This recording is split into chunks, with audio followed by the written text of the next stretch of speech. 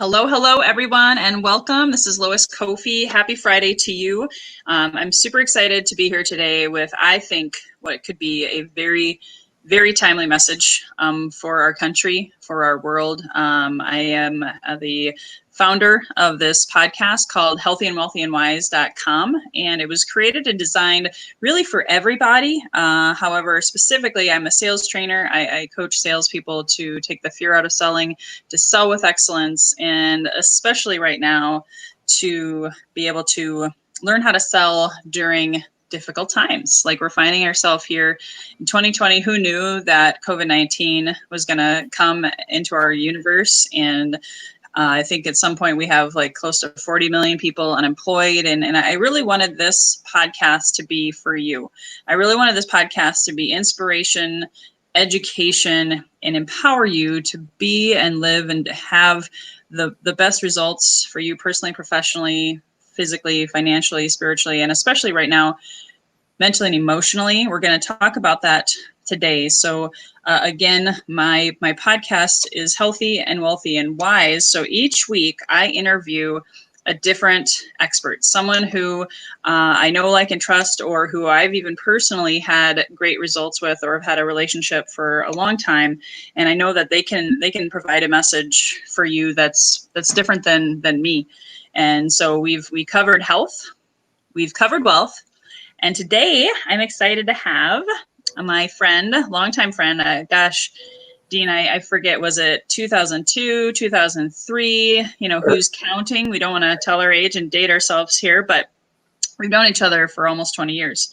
And even though I've moved around and we've had life and journeys take us other places, he's always been a good friend and one of those people that I respect and admire for a lot of reasons. We both love physical fitness. We both trained and have done marathons and competed at a high level. I think you're actually probably still faster than me, Dean, which I'm competitive. Yes, you are. And so I wanted to bring you in today, and we scheduled this weeks ago, but I do want to be cognizant of what's going on in our country right now, and how, you're going to share with us how to develop mental and emotional toughness, resilience. And so first and foremost, I want to pay homage to George Floyd in Minneapolis, and just, have our hearts and thoughts are with his family and just the whole city of Minneapolis and all the cities across the country that are going through a lot of pain and anguish and fear right now. And so I don't think it's a coincidence that our topic today has something to do with that mental and emotional side of ourselves that's so important for our performance in life, for our relationships, and how do we move forward? How do we go from here? So I just want to let you guys know that we will have Q&A later. So please take notes. I want this to be of huge benefit and gift to you. If you're tuning in live, feel free to hashtag live comment below. And if you're watching the replay, hashtag replay. So I'm going to go ahead and introduce Coach Dean, who is, again, from Scottsdale, Arizona. And we know from your title, you're a certified mental games coach. But tell us more about Dean and about how you got to be this title, this person, and where you're at right now. Thank you, Lois. I appreciate it. And yeah, we do go back a long way, early 2000s. So my name is Dean Hebert, and I'm in Scottsdale, Arizona. I am a certified mental game coach, but a lot of people say, well, what is that, right? So I teach and I coach those peak performance strategies and techniques and those skills for performers of all kinds, whether it's an athlete, which is predominant what I work with, but also it's from athletic fields to stages, from classrooms to boardrooms. If it's about performance, then I coach and teach those skills, those strategies of how do we get there versus merely going through the motions or being okay or decent and not really optimizing our skill set. My background's in sports psychology. That's what I did my postgraduate work in. And then through a certification program in applied sports psychology, actual mental game training, postgraduate. And so I've been doing this full-time for about 17 years and part-time for a good 5 to 8 years prior to that. Awesome. And what do you love about what you do? I mean, our passion, I believe our vocation, our career is our calling.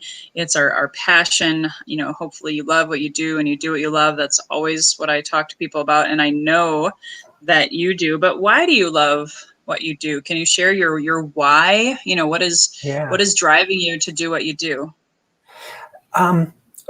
First, what I will tell you is it's one of those cliched responses. It's making a difference.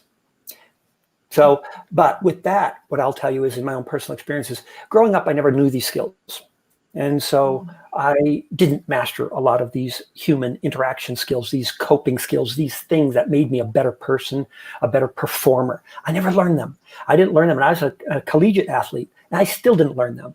And it wasn't until I had gone to my graduate work, well into my 20s, before I started to learn them, and thereafter. And then I realized, oh my God, I should have learned these when I was like 10, 12, and that would have helped me through so many things.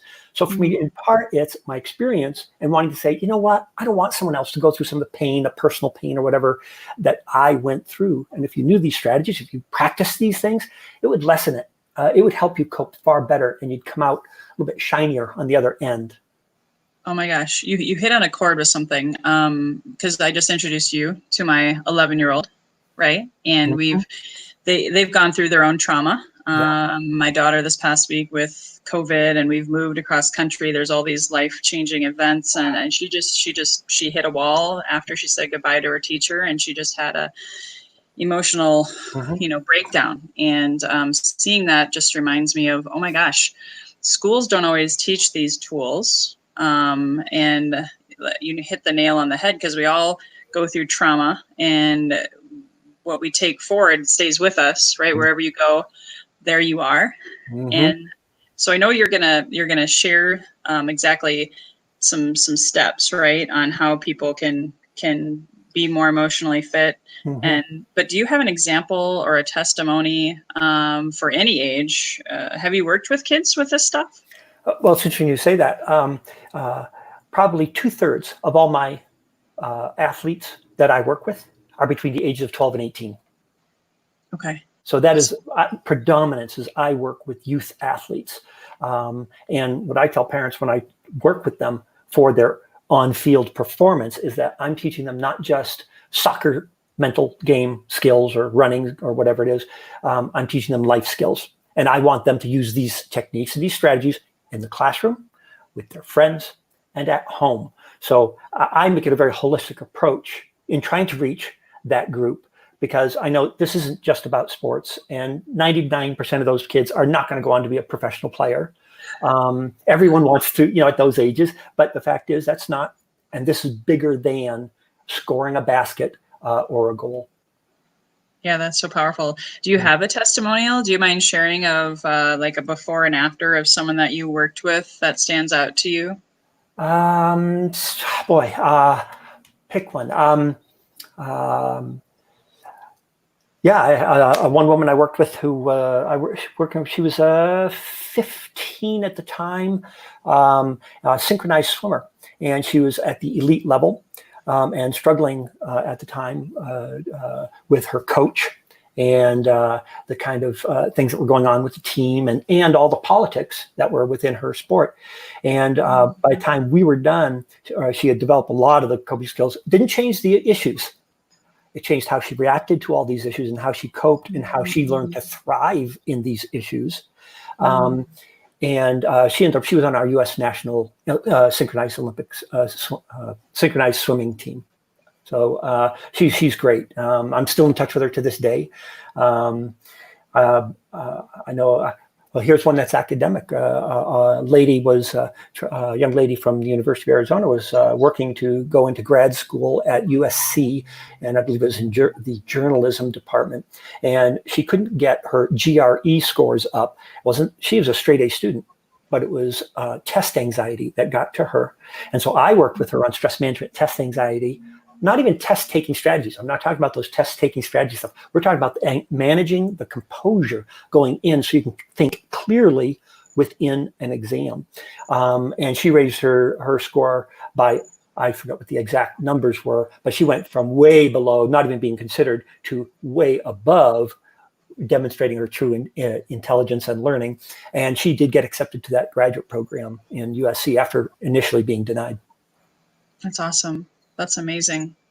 Well, and I know since it's timely, and I mentioned this early on in the call, that I wanted to get your thoughts on, and I don't want to make this a political conversation. Okay, so we won't go there. No. but how do you, as a certified mental games coach, how do you see COVID is one beast, but with what happened in Minneapolis, and then of course all of the looting and the fires and the anger and the protest, I mean, what is going on for those people and their reactions to all this, you know, as opposed to what those examples you just gave? Obviously those people, they didn't have the tools, then you gave them the tools, they applied the tools, and they became better. I think that's one huge thing. I have compassion and empathy for everyone involved in Minneapolis right now, because if you're in pain and that fight or flight thing kicks in and this is how you react, what's going on for them in their mindset? Can you paint a picture for that?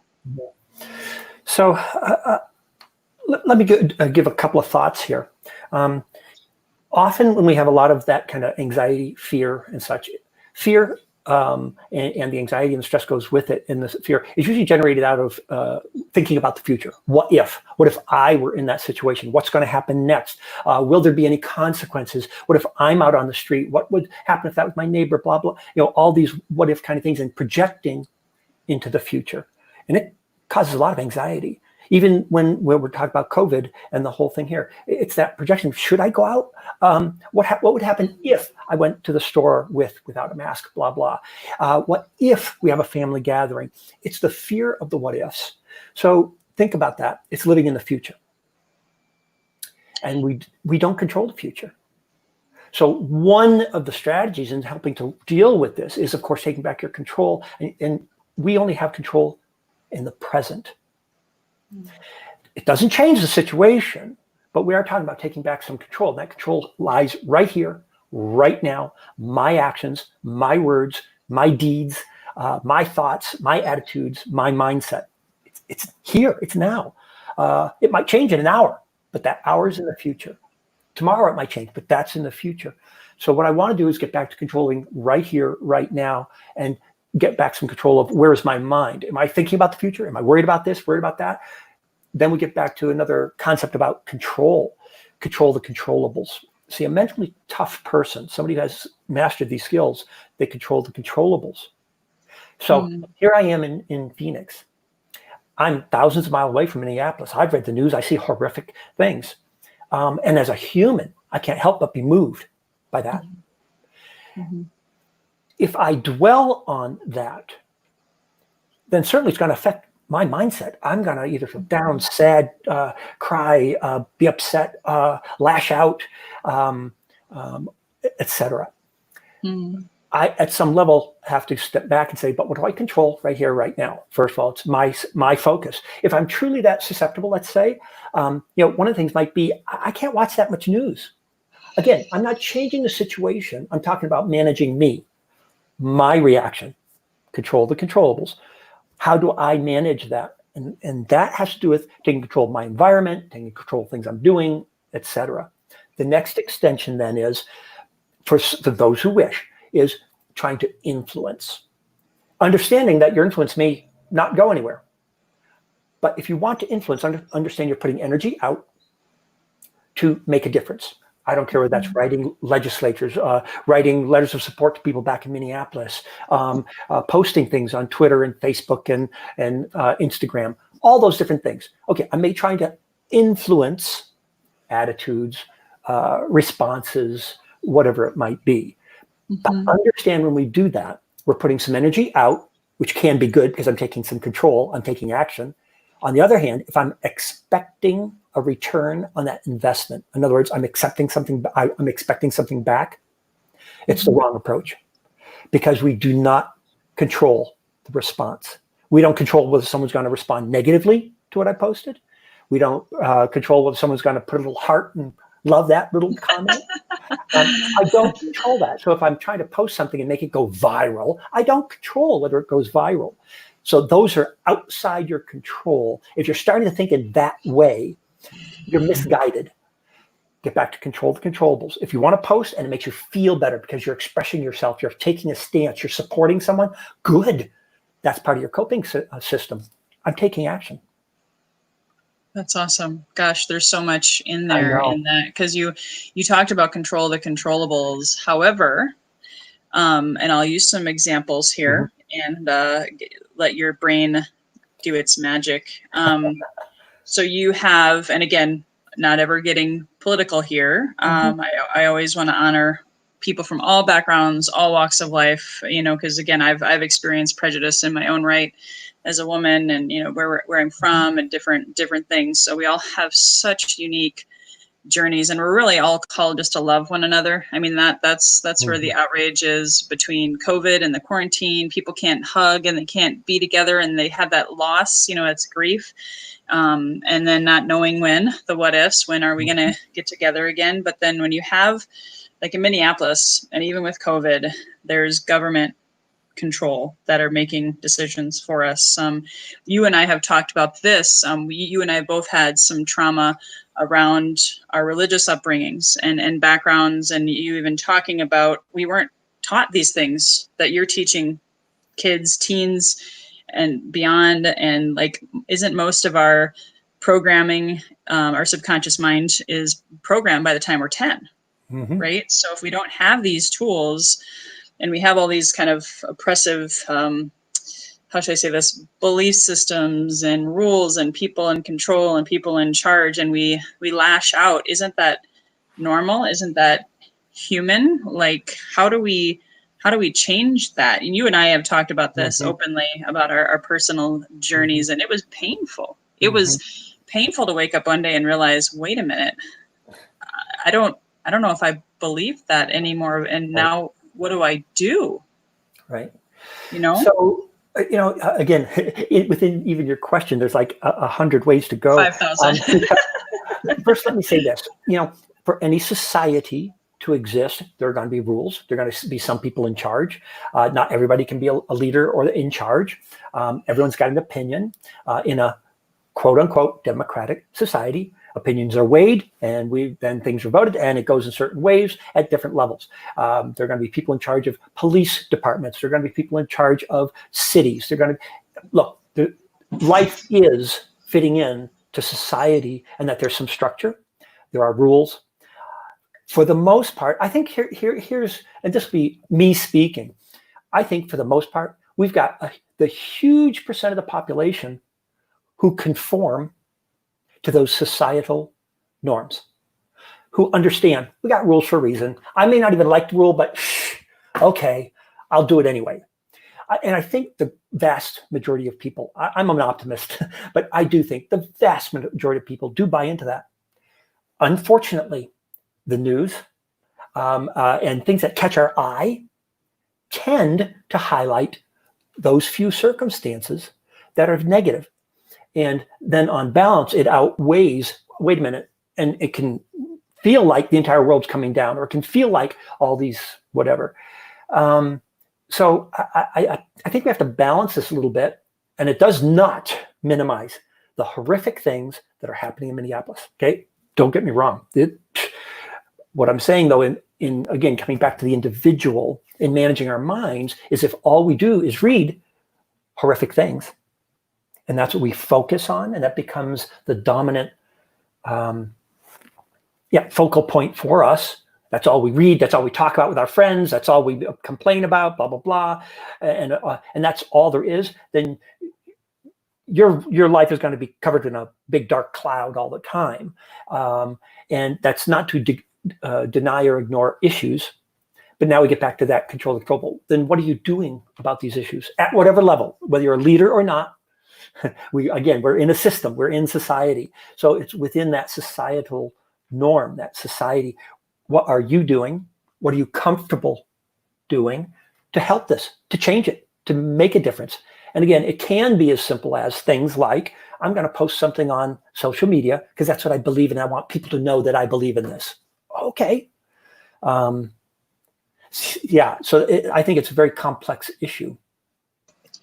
Well, do you have any, and I know we're going to share later with how people can reach you, and you do have a free assessment that you're being so generous to offer to people if they, especially if they're hurting right now, especially if you're in Minneapolis, or if COVID has really sent you sideways. And, I remember what the recession did to me. I mean, it destroyed me mentally. Physically, I made myself sick. I manifested a disease. I'm not ashamed to admit that, because of my belief system, my fear, my worrying about the future. I had lost all of my money, and when that happens, if you don't have food or you don't know how to find food, a little bit of a problem. I was living in the present, but I was also worried, like, oh my God, how long is this? How I can't survive like this, So there's a lot of fear.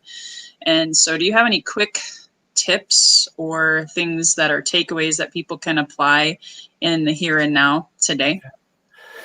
Let me do this. There are several concepts that are very important, so that gives a context to the tips that I'll give. A couple I've already gone over, and that is control the controllables. You got to be in control of yourself. The other is maintaining your composure. How do you do that? What are your coping mechanisms? Being resilient, that ability to bounce back. We're all going to take a hit, okay, whether it's emotionally, physically, financially, but being able to be resilient, accepting challenges. So life isn't meant to all be easy. That's just not the way it is. So one of the questions to think about here is, how do you accept a challenge in your life, a failure, something that didn't go your way? And how do you remain confident in yourself, your abilities, your ability to cope, your ability to be resilient, to move forward? So if you keep those thoughts in mind as kind of a structure, one of the things to get back to then, as we talk about specific tips, is molding your life and engineering your environment so that you are a peak performer, even in the worst of times. So what we want to do is you want to do things that will allow you to still perform at the highest level possible, even if it's not what used to be your highest level. Okay, it's kind of like running when it's 100 degrees. It's running to the best of your ability in 100 degrees, knowing that you will run slower than you normally do. All right. So today, whether it's coronavirus or whether it's the things going on in Minneapolis, there are a lot of mental things going on. We may not be all on top of our game 100% right up here, but we still want to maintain some level where we're good, we can cope, and we're not going to just collapse. So in engineering your world, social media is huge here. It has an upside and downside. So if you use it to express, if you use it to find good support, and it's a very positive experience, more power to you. And if it doesn't, you have to stop. Period. Otherwise, you are inviting it into your life when you know it adversely affects you.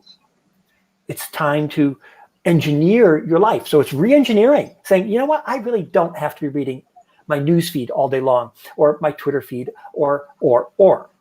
And what is that? Maybe it's 10 minutes in the morning, 15 minutes versus all day long, or whatever, but engineer it. So social media, engineer it. Don't be a victim to it. You're not a victim, okay? News, certainly that part of that is just how often you read it. Do you have to read it all the time?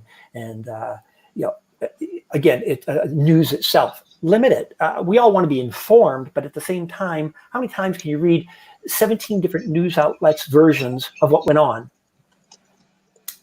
And then you start picking at them, and I mean, I don't know. It's just, it adds more stress, and it doesn't allow you to really function at the top level. Another one, engineering your world, people. Now, again, here's that touchy one, given the coronavirus and everything else, right?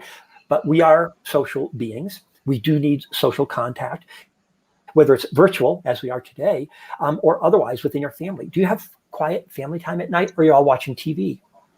Do you have that time that you can sit there and talk about the things that are important to you and share? Do you have that time to nurture or teach some of these skills that I'm talking about to your children, so that they can learn from you as an adult, perhaps, and the things that you've gone through, as opposed to Yeah, I'm going to hire you to homeschool my kids on this stuff. Okay, we'll talk about that later. Exactly.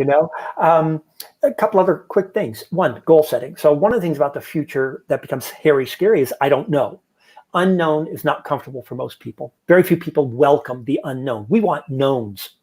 One way to start that is to have goals off in the future saying, I'm going to work towards it. I understand there's still some unknowns out there, but I'm going to work towards something. And in order to get to that outcome goal somewhere in the future, have process goals. That's what am I going to do on a day-to-day basis to reach that outcome goal. If I can stay focused today only on process goals, guess what? I'm living in the present. I'm being productive. It's helping me be a higher performer.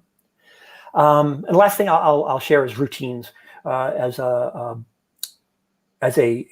human being, we function on routines. If you can just stop right now and you say and look at your life. What do you do during the day? When do you get up? What do you eat? What do you drink? When do you work out? What time do you go to work? If you're traveling to work, or when you did travel to work, do you take the same route every day? Do you park in the same parking spot? Do you go on down? It's routines. One of the things we lost when everyone had to work from home is some of those routines. The coffee shop we used to stop at before we went into work, etc. So one of the ways to regain some of that control is start routines. Have a routine. Don't let it willy-nilly, oh, I'm at home, it doesn't matter, I won't get dressed because I don't have any video conferences today. We need routines. So think about those routines. When are you going to work out? When are you going to do this?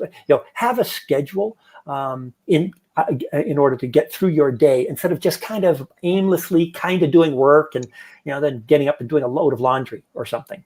So you're saying that I shouldn't wear the same clothes for 3 days and not shower. That's not really a good routine. I was wondering. I could smell something, from the west, and I just knew. No, that's so powerful. And I didn't mean to interrupt. If you were. Well, I didn't want to go on too long. So any questions or whatever, that would be a brief kind of checklist for anyone to just start looking at and saying, what could I take back control on? What could I do today? And of course, part of my coaching is I work really in depth with all those different issues and personalize them because we're all so different. That's so true. Oh my gosh. You and I, we've talked about that. Yeah. And I appreciate when you talk about goal setting. I talk about that with my sales, training clients all the time. And for you and me too, we became so regimented and structured. I remember if you can relate to this, and I know you can, but when I was able to do a 3:10 marathon and all of a sudden I couldn't even eclipse 4 hours, that was brutal to my psyche, man. Yep. Right.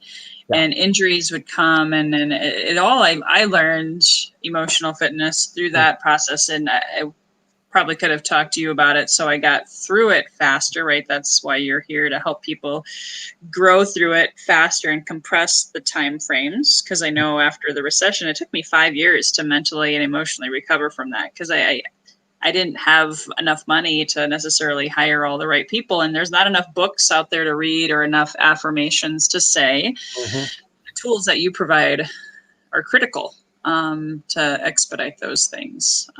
So one more question that I have for you. And if anybody has any questions, please, I know I'm streaming in a few different venues. Please ask your questions about mental toughness, mindset, how that, emotional fitness or intelligence, that EQ can raise your performance. I mean, this is an opportunity, guys, that could yay. We have a question from Kathy in Toluca, Mexico.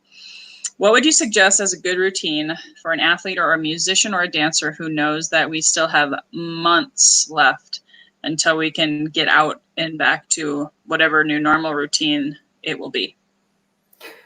And the first part of that question was what routine? Yeah, what would you suggest as a good possible routine for those people, like the athletes that you work with that aren't able to perform, or the musicians who aren't able to go out and perform and they're stuck in their rooms or their houses? So my thing, what I would do is like for my athletes, I would integrate, since I coach runners and endurance athletes, the first thing is that I am doing, in fact, is time trials. An actual look. It's going to be a mock race. It may be against yourself, but I want you to do the pre-warm-up. I want you to have the same eating habits. I want you to do the whole thing. And I want you to go do this. I want you to time it, maybe have someone time it with you if social distancing, whatever. But I want an all-out effort that feels like a race. For a performer, that means dress rehearsal. Get it together. Come on. What do you do before you go out on stage? What do you do?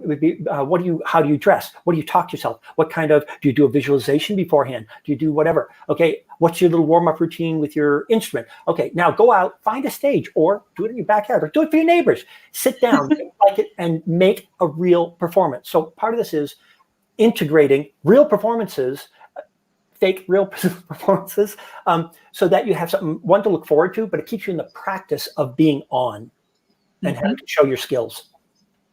Awesome. Kathy, I hope that helped. And if anybody, I'm just going to go ahead and put this in there. Dean has his contact information and an opportunity for you to have a phone session with him. And it's complimentary, right, Dean? Yes, correct. Perfect.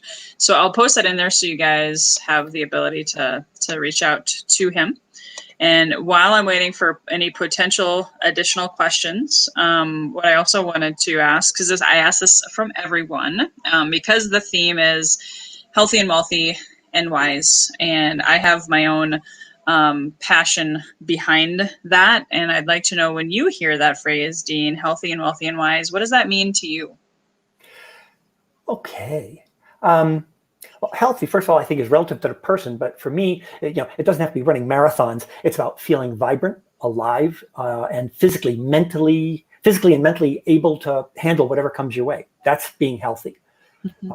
Wealthy, again, I think it's relative. Not everyone has the same means or the same goals. So I think it almost comes down to a question. Can you do what you really want to do? If you can go, whether it's travel or whether it's, buying certain things in your life, if you can do that, then to me, that's wealthy.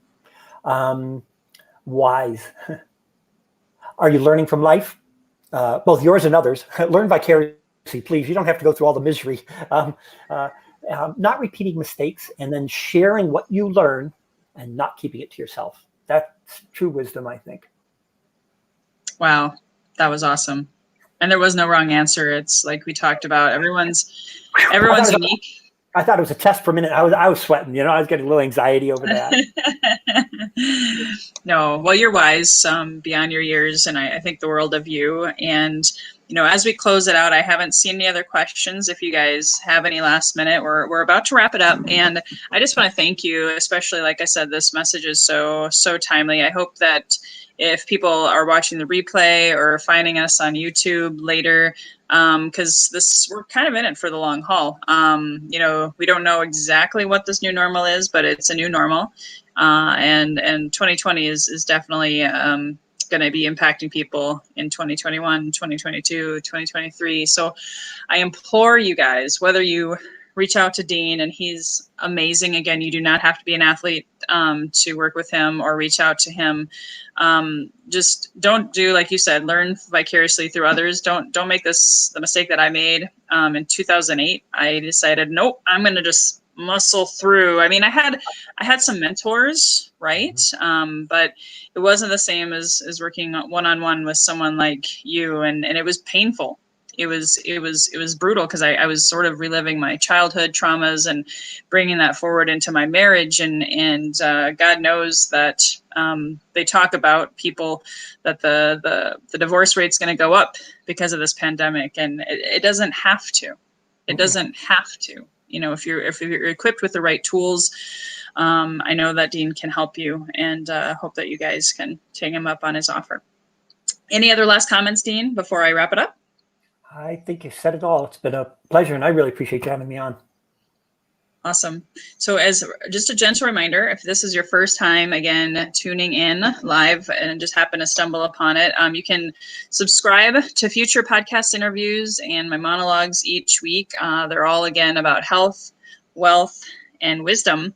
And I'm super excited. I just launched my podcast not too long ago, and I'm actually going to be having a very, very special guest next week. So I have every so often I'll bring someone who has impacted my life in huge ways and has has a really, really deep story that goes with health, wealth, and wisdom. And my first special featured guest of that is next Thursday. Normally these interviews like today with Dean, it's every Friday at 12:30 Pacific time. But next week I'm interviewing the founders of Business Network International, Dr. Ivan Meisner and his wife, Beth. They have both of them beat cancer. So they're going to share their health journey with that. They both have, they founded BNI together, and that's become a world-class organization with about 300,000 members in, I forget if it's 90 countries now. There's thousands and thousands of chapters around the world. So they're visionaries. They have multiple businesses now. They hang out with the likes of Richard Branson on his island. So, you know, they're kind of wealthy. And then, of course, the wisdom piece and what they've learned going through that journey, they're going to be sharing that. So tune in again next Thursday, June 4th at 11. Bring your popcorn, bring your notebook.